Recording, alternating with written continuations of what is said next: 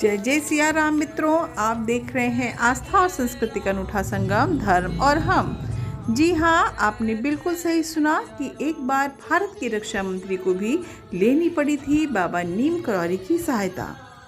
हुआ कुछ यूँ था कि इलाहाबाद में एक बार बहुत बाढ़ आई थी। गंगा का जल स्तर बहुत ऊपर आ चुका था। जलधारा बहुत ही वेगवान थी। गंगा तट के किनारे जो प्रसिद्ध किला है, उसके भी कुछ पत्थर बाढ़ में बह गए थे और पानी किले में प्रवेश कर रहा था। आसपास का बहुत सा भाग जलमग्न हो चुका था। इलाहाबाद का प्रसिद्ध लेटे हुए हनुमान जी का मंदिर भी जलमग्न था। तत्कालीन प्रतिरक्षा मंत्री डॉक्टर काटजू स्थिति का अवलोकन करने स्वयं बांध पर पहुंचे थे। डॉक्टर काटजू स्वयं बहुत धार्मिक व्यक्तियों में से थे। उनको देखते ही कुछ पुरोहित उनके पास पहुंच गए और उनसे प्रार्थना करने लगे कि लेटे हुए हनुमान मंदिर की सुरक्षा के उपाय करवाए जाएं, क्योंकि यह लोगों की आस्था का केंद्र है। उन्होंने कहा कि हर वर्ष हनुमान मंदिर जल में डूब जाता है और जल स्तर कम होने पर बाहर आ जाता है, किंतु इस वर्ष बाढ़ के कारण स्थिति बहुत गंभीर है। कुछ पीपल और बरगद के वृक्ष जो कि आस्था का प्रतीक थे, वे पहले ही बाढ़ के कारण बह चुके हैं। इससे हनुमान मंदिर को भी क्षतिग्रस्त होने की आशंका है। डॉक्टर काटजू ने उन पुरोहितों से अपनी सहानुभूति व्यक्त की और साथ ही साथ अपनी असमर्थता भी स्वीकार की और कहा कि यह उनकी शक्ति से बाहर ही नहीं, किसी भी मानव की शक्ति से परे है। श्री हनुमान मूर्ति की सुरक्षा कर सकें, यह कार्य तो स्वयं हनुमान जी ही कर सकते हैं।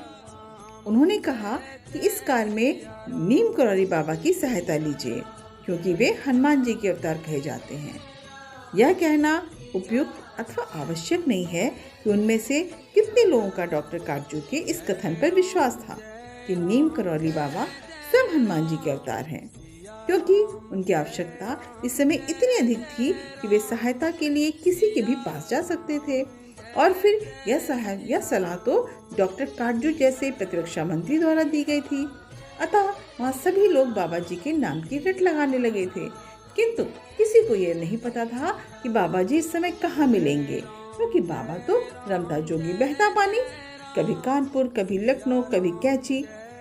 अब सभी चुप हो गए कि महाराज अब कहाँ मिलेंगे। तभी देखते क्या है कि एक जीप आकर रुकी है। लोगों ने उनकी ओर ध्यान नहीं दिया, क्योंकि अनेकानेक वाहनों का आवागमन दर्शनार्थियों के कारण लगा रहता था। उस जीप में से कोई उतरकर लोगों की तरफ बढ़ा चला आ रहा था। तभी कई लोग अचानक चिल्ला उठे, लो बाबा जी आ गए, अरे यही तो नीम करौरी बाबा हैं। सभी उनके पास दौड़ के आए और अपनी व्यथा सुनाई और फिर लेटे हुए हनुमान मंदिर की सुरक्षा करने की प्रार्थना की। बाबा महाराज ने कहा कि वह कुछ नहीं कर सकते, हनुमान जी ही यह कार्य कर सकते हैं। आखिर बाबा को अपनी शक्तियां जो छुपानी थी। और फिर बाबा ने आगे कहा कि सभी को हनुमान जी से प्रार्थना करनी चाहिए। इसके बाद वे बाढ़ की तरफ गए। उन्होंने अपनी हथेली से थोड़ा सा गंगा जल लिया और उसे पी लिया और पुनः जीप पर सवार होकर वापस चले गए। अब क्या होगा? क्या इसका कोई विशेष परिणाम भी निकलेगा? हाँ, इसका परिणाम निकला। बाबा जैसे ही जीप से वापस गए, उसी समय से रात्रि तक पानी का जल स्तर घटना शुरू हो गया था और 2 दिन के भीतर ही मंदिर ध्वस्त होने का संकट भी टल गया। बाद में बहुतों को अनुभव हुआ, यह चमत्कार बाबा जी द्वारा ही किया गया था।